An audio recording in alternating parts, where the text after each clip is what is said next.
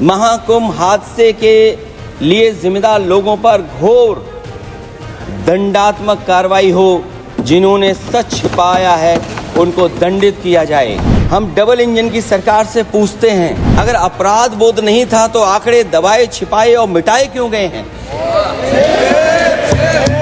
जहां इंतजाम होना चाहिए था वहां प्रचार हो रहा था। एक धार्मिक समागम में डबल इंजन का राजनीतिक प्रचार अशोभनीय है, निंदनीय है। सीसीटीवी, ड्रोन, लाइव स्ट्रीमिंग के आधार पर जिनका दावा था कि वो डिजिटल कुंभ करा रहे हैं, वो मृतकों की डिजिट नहीं दे पा रहे हैं। एक तरफ तो जो लोग डिजिटल अध्यक्ष महोदय कहने को थकते नहीं हैं, लेकिन जब कुंभ में इतना बड़ा हादसा हो गया है तो यही सरकार डिजिट नहीं दे पा रही है। कि मुझे बोलने के लिए जो समय दिया है, मैं उसमें से 2 मिनट का समय महाकुंभ हादसे का शिकार लोगों की आत्मा की शांति के लिए खड़े होकर के मौन रखना चाहूंगा।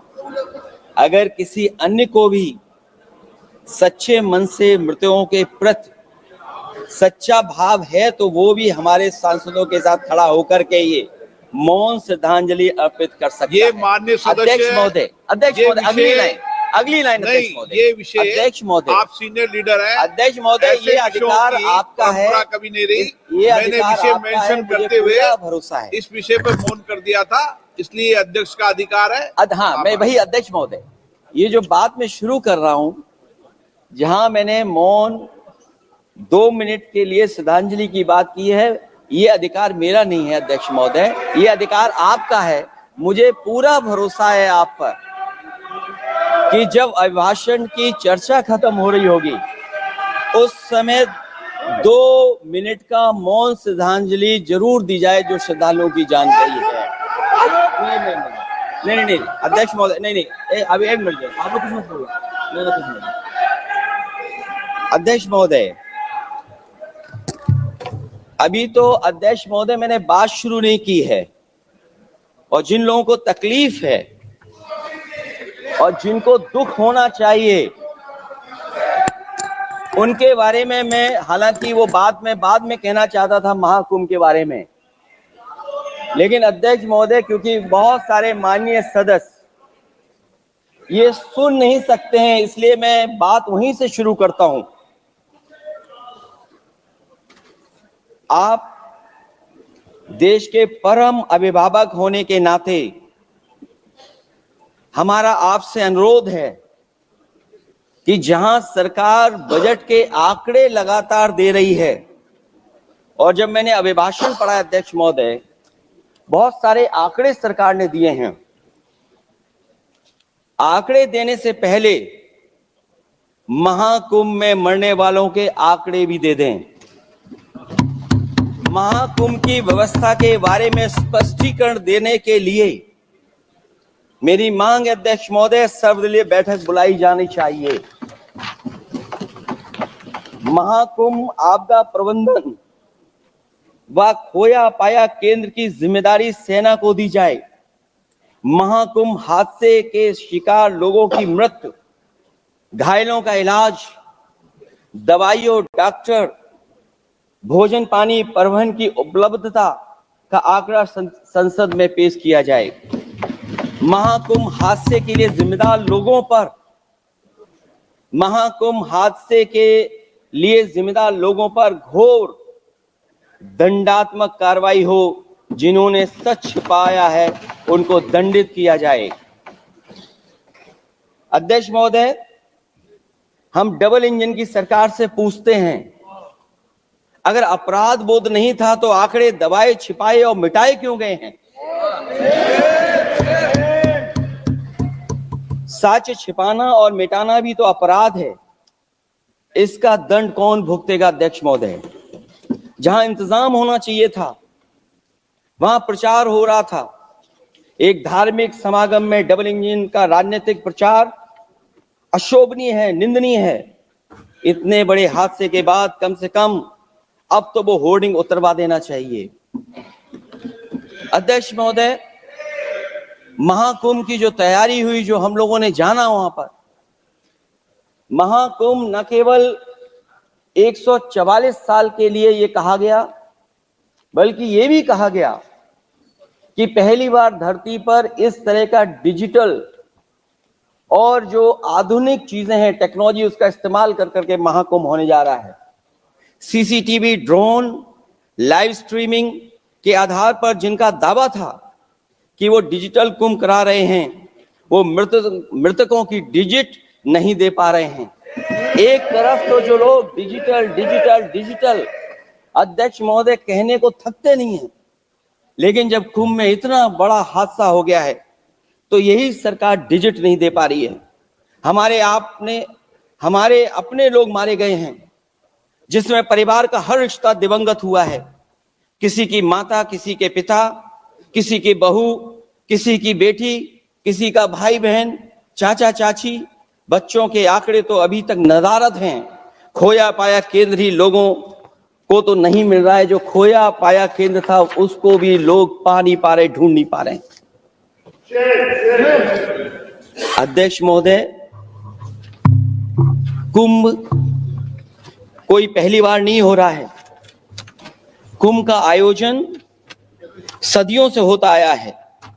हमारे पौराणिक और हमारे इतिहास के दस्तावेज ये बताते हैं कि समय समय पे जो भी सरकारें रही होंगी, जिसका भी राज रहा होगा अध्यक्ष महोदय, उसने महाकुंभ या इस तरह के कुंभ का आयोजन किया है। एक तरफ तो वो कि जो 144 साल बाद महाकुंभ होने जा रहा है, उसका इतना प्रचार किया, और मैंने तो कई टीवी इंटरव्यूज में, कई समाचार चैनलों पर ये बात सुनने में आई और सुनते रहे हम लोग कि सरकार ने 100 करोड़ लोगों के आने का इंतजाम किया है। और अगर 100 करोड़, अध्यक्ष महोदय, अगर ये बात गलत है तो मैं रिजाइन आपको देना चाहता हूं। अगर अध्यक्ष महोदय, ये माननीय सदस्य लोग अगर ये नहीं सुन पा रहे हैं तो मैं इनको एक एक को, आप नहीं गए स्नान करने, आप स्नान करने नहीं गए, इसीलिए इस तरह की भाषा का इस्तेमाल कर रहे हैं। अध्यक्ष महोदय, ये कहा गया कि 144 वर्ष के बाद ये हो रहा है। जहां तक मेरी समझ और जानकारी कहती है, जो एस्ट्रोनॉमी और एस्ट्रो चीजों को समझते होंगे वो ये स्वीकार करते होंगे, जो भी कुंभ होता होगा वो 144 वर्ष के बाद ही होता होगा। लेकिन ये कहा गया कि नक्षत्र ऐसे हैं, तो मैं अध्यक्ष महोदय सरकार से कहना चाहता हूं कि सतयुग से लेकर के कलयुग तक ये सनातन परंपरा रही है कि संत, महात्मा, साधु समाज मुहूर्त के हिसाब से शाही स्नान करते हैं। उसमें नक्षत्रों के हिसाब से जो सहयोग बनता है वही शाही स्नान का मुहूर्त होता है। लेकिन भाजपा के राज में ये सनातन परंपरा टूट गई। पहले सरकार ने संत समाज को शाही स्नान रद्द करने का आदेश दिया, जिससे अनादिकाल की सनातन परंपरा टूटी। और फिर जब देश भर में ये बात उठी, तो उन्होंने हादसे को छिपाकर फिर से आदेश दिया कि अखाड़े शाही स्नान करने जाएं। इससे सरकार ने पावन मुहूर्त के स्थान पर अपने मनमाने समय पर स्नान कराने का आदेश दिया। बात उस दिन या तिथि की नहीं होती है, बल्कि निश्चित मुहूर्त काल की होती है। ये सनातन परंपरा तोड़कर इन लोगों ने अच्छा नहीं किया। और ये क्या परंपरा टूटी है कि नहीं टूटी है, मैं समझता हूं अध्यक्ष महोदय मुझसे बेहतर सामने वाले ज्यादा जानते होंगे इसके बारे में। और जो लोग, अध्यक्ष महोदय, जो हम लोगों ने देखा वहां पर लोग पुण्य कमाने आए थे और अपनों के शव लेकर के गए हैं। चमत्कारी करिश्मा तो ये हुआ है, श्रद्धालुओं के शव मिल गए थे, पर सरकार स्नान करने वाले मरने वालों की बात स्वीकार नहीं कर रही थी। और इससे ऊपर ये बात जो वहां पर और हुई, अध्यक्ष महोदय, जब ये जानकारी हो गई कि कुछ लोगों की जान चली गई, लाशें हैं जो मोर्चरी में पड़ी हैं, अस्पताल में पड़ी हैं। उसके बाद सोचिए सरकार क्या कर रही है, अपने सरकारी हेलीकॉप्टर में फूड भर करके फूलों को डालने का काम किया। सोचिए ये हमारी कहां की सनातनी परंपरा है। मैं जानना चाहूंगा सदन के माध्यम से हमारे माननीय सदस्य बताएं कि जहां लाशें पड़ी रही हों, न जाने कितनी चप्पलें पड़ी थीं, न जाने कितनी चप्पलें पड़ी थीं, न जाने कितने कपड़े पड़े थे, महिलाओं की साड़ियां थी, कपड़े थे, लेकिन उनको कैसे उठाया गया? उन सबको उठाया गया जेसीबी मशीन से, ट्रैक्टर की ट्रॉली से। उनसे उठा करके कहां फेंका कोई नहीं जानता, लेकिन जब उनको लगा कि वहां से बदबू आ रही है तो यही सरकार के लोग छिपाने लगे हैं। यही आपका महाकुंभ का आयोजन था, और हर बात को छिपाने के लिए न केवल ये लोग मीडिया का सहारा ले रहे हैं, मीडिया का सहारा लेते लेते सुनने में आया है कुछ दबाव और कुछ स्वीटनर भी दिए जा रहे हैं जिससे उनकी खबरें बाहर ना आ जाए। और अगर अध्यक्ष मोदी ये बात सब गलत है मेरी, अगर ये बात सब गलत मैं कह रहा हूं, तो अभी तो नेता सदन को अभी भाषण देना है। और मैं ये बात और कहना चाहता हूं, आप अपनी तरफ से जानकारी कर लीजिएगा। हमारे उत्तर प्रदेश के मुख्यमंत्री जी ने शोक नहीं प्रकट किया था। जब देश की राष्ट्रपति और प्रधानमंत्री जी ने शोक प्रकट किया, उसके बाद 17 घंटे बाद सरकार ने स्वीकार किया। अध्यक्ष मोदी, ये वो लोग हैं जो आज भी कोई सच्चाई स्वीकार नहीं कर सकते। इनका रास्ता क्या है मैं नहीं जानता हूं, कहां ले जाना चाहते हैं। लेकिन जब अध्यक्ष महोदय मैंने अभिभाषण पढ़ा है राष्ट्रपति महोदया का, तो वही पुरानी बातें कि 12 करोड़ शौचालय बन गए हैं, 10 करोड़ गैस कनेक्शन हो गए हैं, 80 करोड़ लोगों को राशन दिया जा रहा है, 25 करोड़ लोगों को मिडिल क्लास में शामिल कर दिया गया, न्यू मिडिल क्लास में शामिल कर दिया गया। 80 और 85 को अगर हम जोड़ दें अध्यक्ष महोदय 105 करोड़ हो गए। बच्चों को और जोड़ दें तो सरकार अध्यक्ष महोदय किसके लिए काम कर रही है, किसके लिए काम कर रही है? अगर 80 को राशन दें, 25 को न्यू मिडिल क्लास में जोड़ दें, 105 करोड़ हो गए। और जो बाकी बचे हमारे देश की आबादी जिसको 140 करोड़ बता रहे हैं, उसमें कम से कम बच्चे कुछ तो संख्या होगी, आधी आबादी की संख्या होगी। अगर उसको हम बाहर निकालें तो आगे आज सरकार किसके लिए काम कर रही है? वही बात पुरानी सुनने को मिलती है कि राष्ट्रीय मिलिट्री स्कूल बन गए हैं, राष्ट्रीय मिलिट्री स्कूल जिनमें बालिकाओं की भर्ती शुरू हो गई है। अध्यक्ष महोदय, ये एक बता दें जो नया इन्होंने 10 साल के अंदर राष्ट्रीय मिलिट्री स्कूल खोला हो। और कंफ्यूज मत होना, राष्ट्रीय मिलिट्री स्कूल कौन से होते हैं, सैनिक स्कूल कौन से होते हैं, ये कंफ्यूज मत होना। 10 साल में सोचिए अध्यक्ष महोदय, एक भी नया राष्ट्रीय मिलिट्री स्कूल नहीं खोला है। अगर खोला हो तो सरकार जरूर बताए। जो लोग कहते हैं हम ईज ऑफ डूइंग रिसर्च कर रहे हैं, अध्यक्ष महोदय इनकी ईज ऑफ डूइंग रिसर्च हमने देखी है। इनकी ईज ऑफ डूइंग रिसर्च अपनी इमेज चमकाने के लिए और दूसरे की इमेज बर्बाद करने के लिए ईज ऑफ डूइंग रिसर्च चल रही है। ईज ऑफ डूइंग बिजनेस, मैं देखता हूं जहां कहीं भी इन्वेस्टमेंट मीट होती है, देश के सभी मंत्री वहां पहुंच जाते हैं, सरकार के मुखिया भी जाते हैं वहां। मुझे याद है उत्तर प्रदेश में सबसे बड़ा आयोजन हुआ था इन्वेस्टमेंट मीट का। न केवल इन्वेस्टमेंट मीट इन्वेस्टर्स को बुलाया गया था, बल्कि डिफेंस एक्सपो के भी कार्यक्रम कई हुए थे। और अध्यक्ष महोदय भरोसा ये दिलाया गया था कि जो MOU हो रहे हैं 40 लाख करोड़ के, उसको जमीन पर उतार लिया जाएगा। मैं इन्हीं डबल इंजन की सरकार से जानना चाहता हूं कि जो 40 लाख करोड़ के MOU हुए, उसमें कितना जमीन पर यह सरकार उतार पाई? कहीं ऐसा तो नहीं है कि सरकार के डबल इंजन आपस में ही टकरा रहे हों? अब तो जो खबरें हम लोग पढ़ते हैं, न केवल इंजन टकरा रहे हैं अध्यक्ष महोदय, अब तो डब्बे भी टकराने लगे हैं। सुना है क्योंकि दिल्ली में चुनाव है, आप इंजीनियर की डब्बा हैं। ये हमारे पुराने माननीय सदस्य हैं, आप हम एक हैं, बस जगह अलग बदल गई।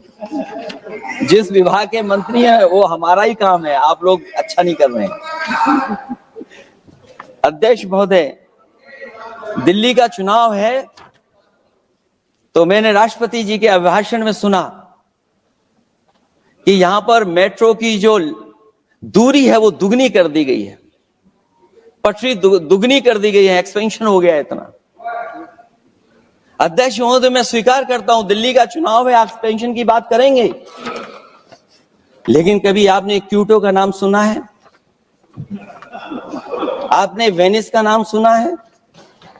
मैं अध्यक्ष महोदय आपके माध्यम से, जिसको क्यूटो बनाने के लिए सपना देखा गया था, 10 साल पूरे हो गए हैं, अभी तक वहां पर मेट्रो की शुरुआत नहीं कर पाए हैं। और अध्यक्ष महोदय, मैं ये बात इसलिए कह रहा हूं, अध्यक्ष महोदय मैं इसलिए बात कह रहा हूं कि जिस समय समाजवादी सरकार थी, जितनी भी मेट्रो आज यूपी में चल रही हैं, सब की सब समाजवादियों की देन है, एक भी आपकी देन नहीं है। और इस समय पर मैं याद करना चाहता हूं, उस समय देश के प्रधानमंत्री मनमोहन सिंह जी को जब मैं पहली बार मुख्यमंत्री बनकर के उनसे मिलने गया था, मैं बहुत सारे उनके काम उत्तर प्रदेश के लेकर के गया था। आज वो हमारे बीच नहीं है, लेकिन कम से कम उन्हें इसी बात से याद कर रहे हैं, जो जो मैंने काम उस समय दिए थे, एक एक काम उस समय के प्रधानमंत्री जी ने मेरा पूरा कर करके, और उसका परिणाम ये हुआ है अध्यक्ष महोदय, और उसका परिणाम ये हुआ है कि आज उत्तर प्रदेश में जितनी भी मेट्रो चल रही है, चाहे वो लखनऊ की हो, कानपुर की हो, आगरा की हो, नोएडा की हो, ग्रेटर नोएडा को जोड़ रही हो, दिल्ली को जोड़ रही हो।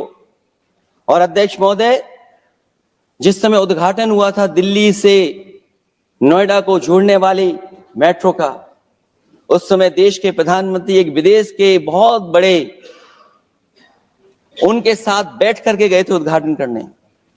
वो अगर किसी ने काम किया था पूरा, तो नोएडा अथॉरिटी और समाजवादी सरकार ने, उसमें आपकी देन कोई नहीं थी। ये बात मैं मेट्रो की इसलिए कर रहा हूं कि जो लोग दिल्ली में मेट्रो बना रहे हैं, वो बनारस में मेट्रो क्यों नहीं बना पा रहे हैं?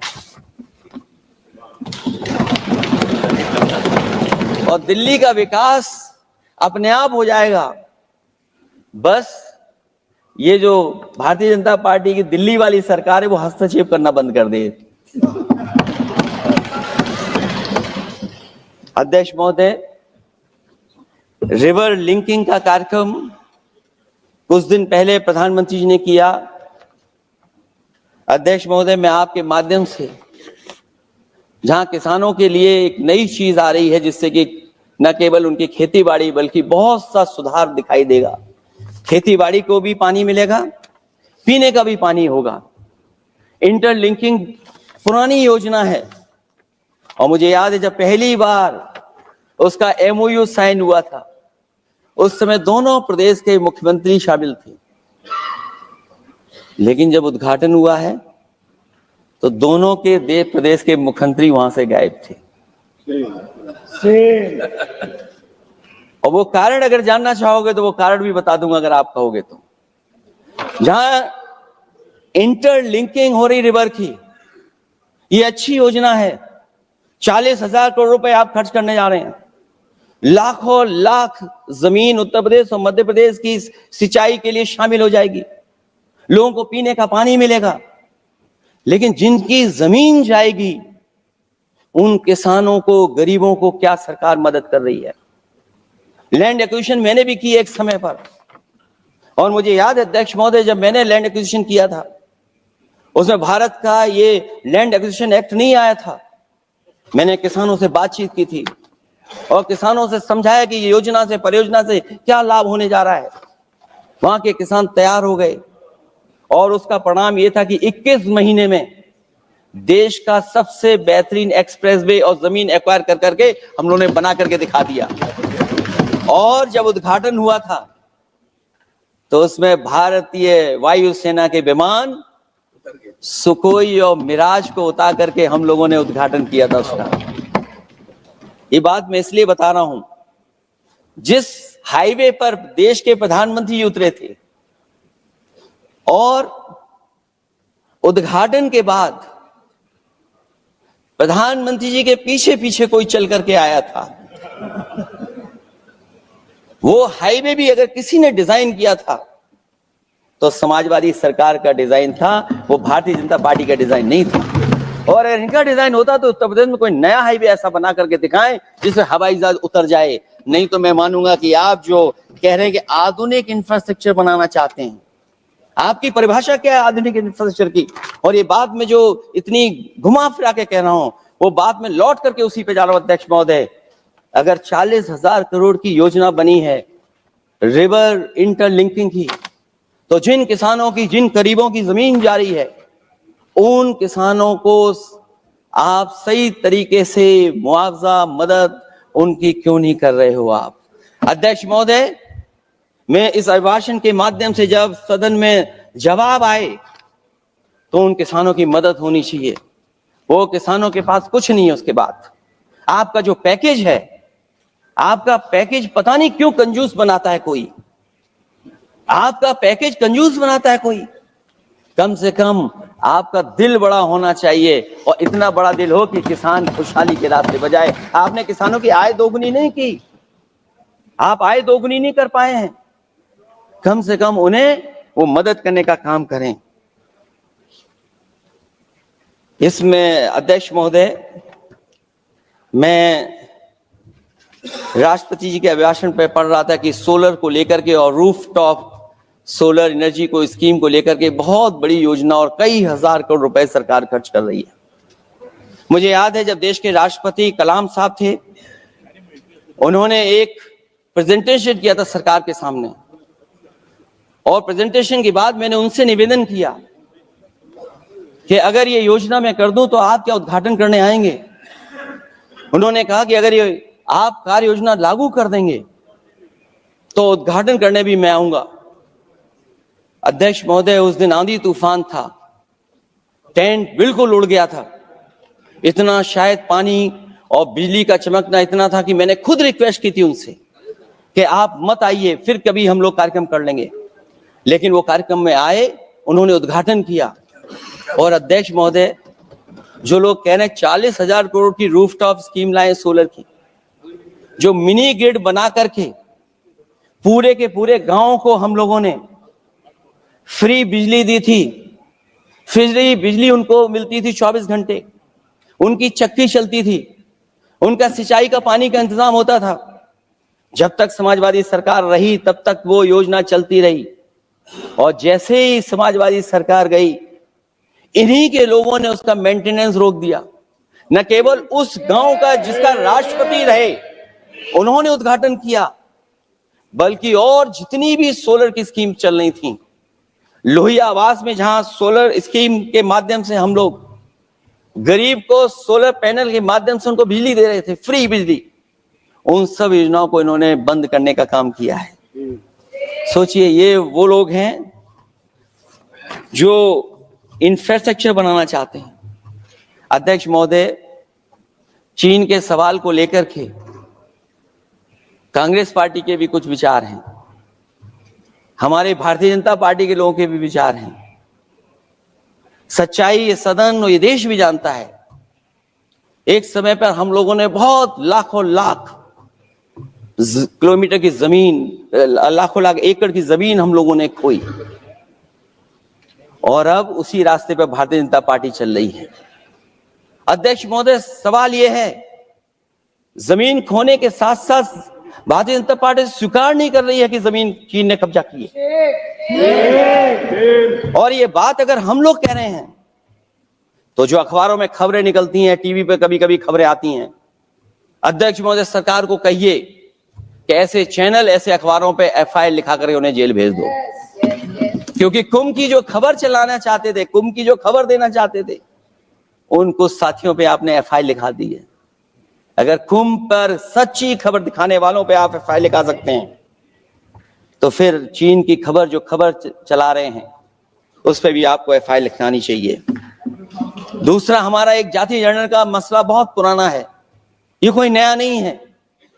आरक्षण के सवाल पर इस देश में दक्षिण भारत से लेकर के उत्तर भारत में और देश में जगह जगह पर बहुत सारे नेता ऐसे रहे जो आज हमारे बीच नहीं हैं, जिनकी वजह से हम आज उस आंदोलन को आगे ले जा रहे हैं।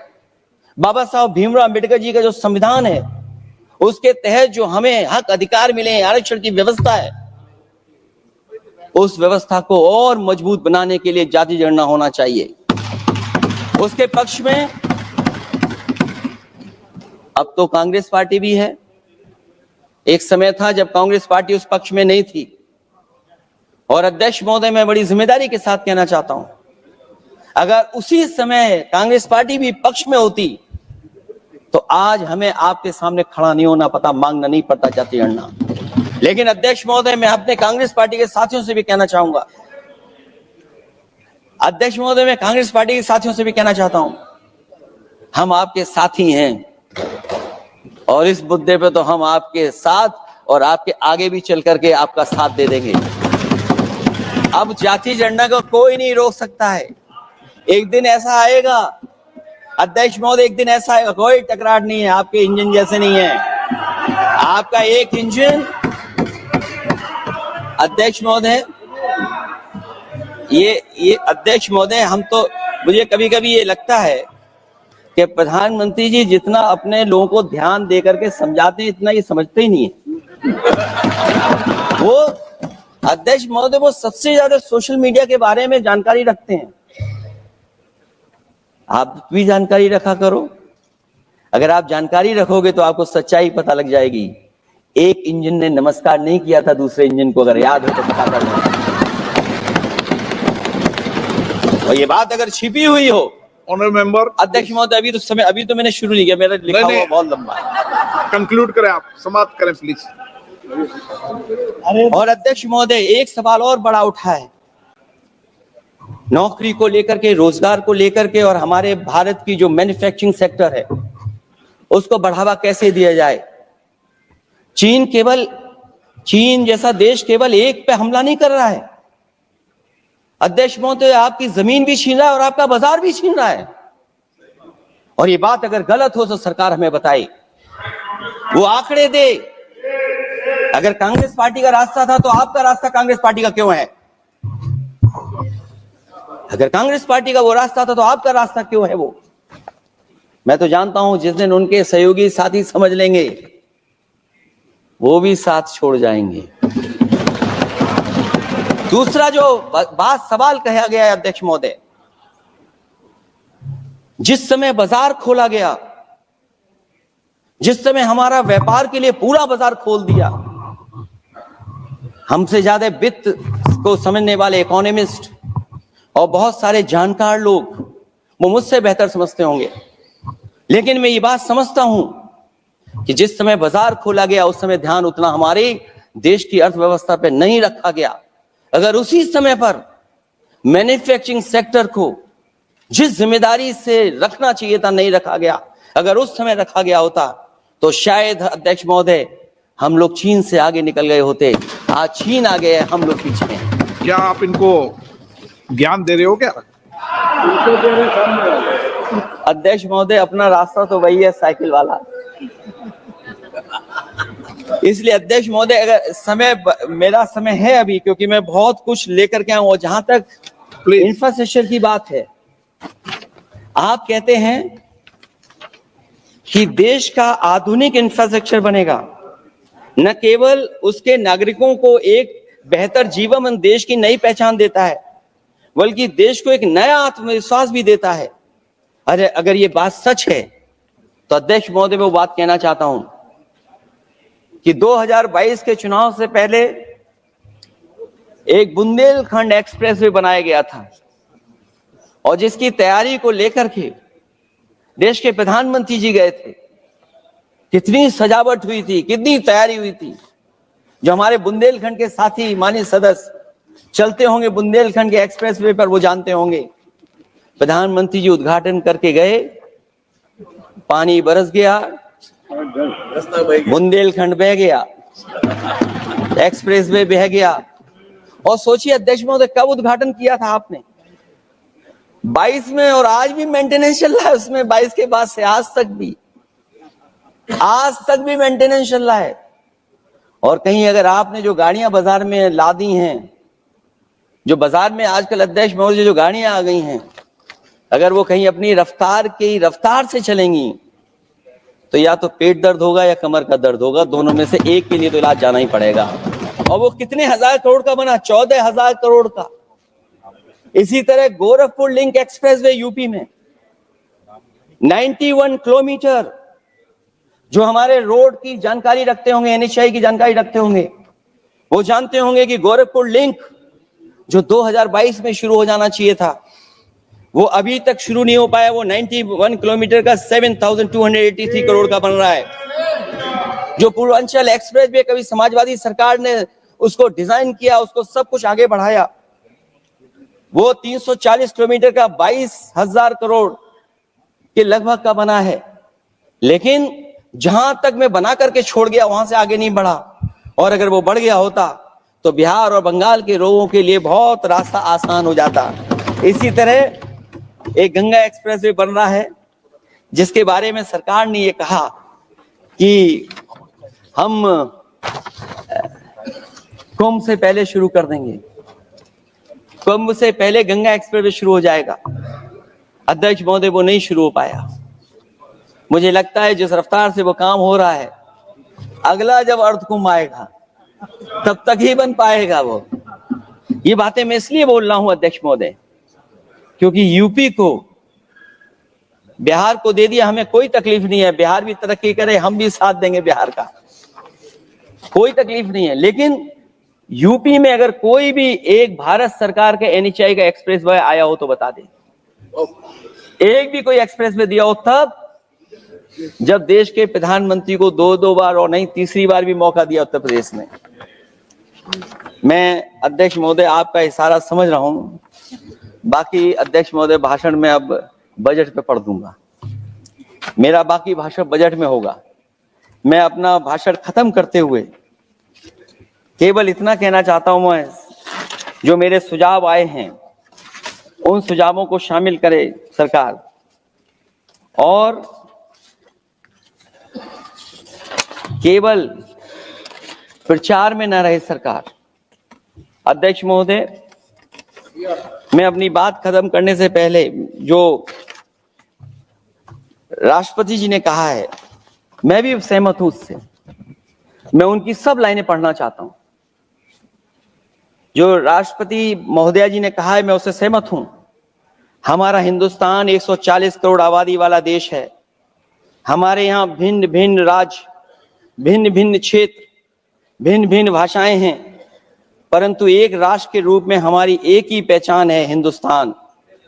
और हमारा एक ही संकल्प है, एक ही लक्ष्य है, विकसित हिंदुस्तान।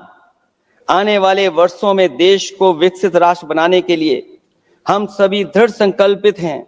इस संकल्प में देश के शहीदों की प्रेरणाएं हैं, पूज्य बापू के मानवीय आदर्श हैं, और सरदार पटेल जैसी मां भारती की संतान द्वारा हमें दिलाई गई एकता की शपथ है।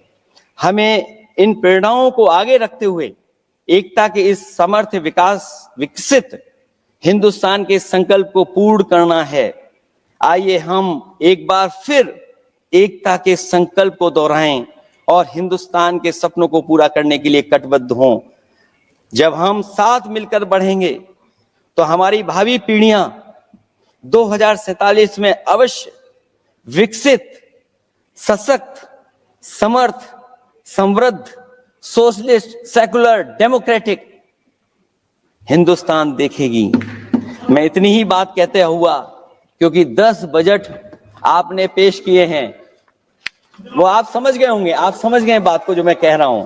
अध्यक्ष महोदय, जो बात मैं कह रहा हूं वो बात वहां तक पहुंच गई है, उनके चेहरे बता रहे हैं कि बात वो पहुंच गई है। और मैं अपने अंत में बस यही कहूंगा, क्योंकि 10 बजट के बाद ये अभिभाषण सुन रहे हैं हम लोग, 11वां बजट आ गया है। बजट हो ऐसा जिसमें सबके लिए उम्मीदें हों, समृद्धि की दिवाली और खुशियों की ईद हो। बहुत बहुत धन्यवाद अध्यक्ष महोदय, मैं आपका धन्यवाद देता हूं। इसके प्रायोजक हैं एडवांस कंप्यूटर, निकट इंडियन बैंक, बूढ़नपुर, आजमगढ़। यदि आप अपनी बच्चे को कंप्यूटर की उत्तम शिक्षा देना चाहते हैं तो तुरंत संपर्क करें।